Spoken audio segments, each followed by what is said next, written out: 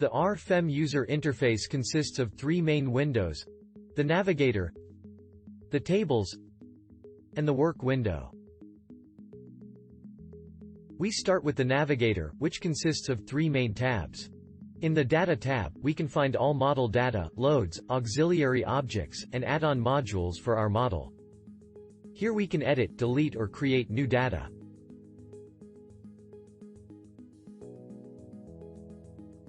In the Display tab, we can define how and which data is displayed in the Work window. For example, the grid, or hide or show the coordinate system.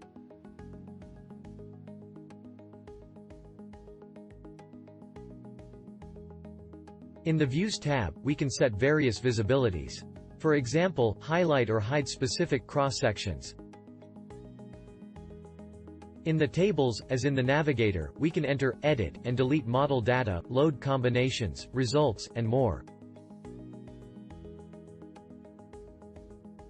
For this, there are the respective tables with tabs.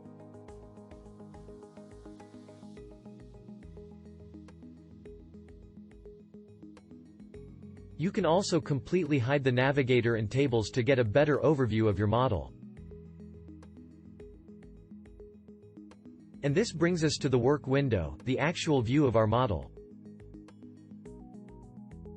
There are various ways to move, rotate and zoom in, but the easiest and fastest way is to use the mouse.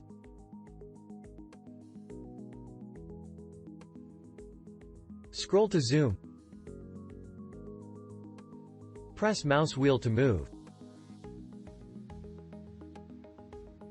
And mouse wheel plus right mouse button to rotate. Of course, we can also adjust the user interface to our needs. To do this, simply click the Configuration Manager and set a white background, for example.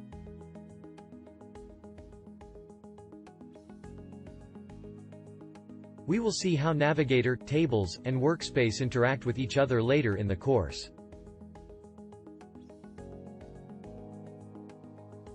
In the menu bar, you can find all available commands and many of them in the toolbar.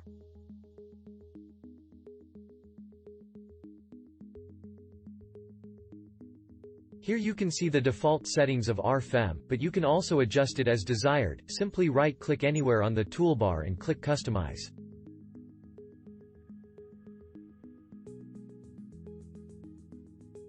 Further configuration options can be found in the Program options.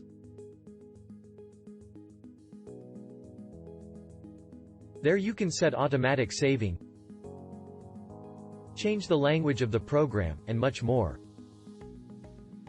And so it starts with the model input.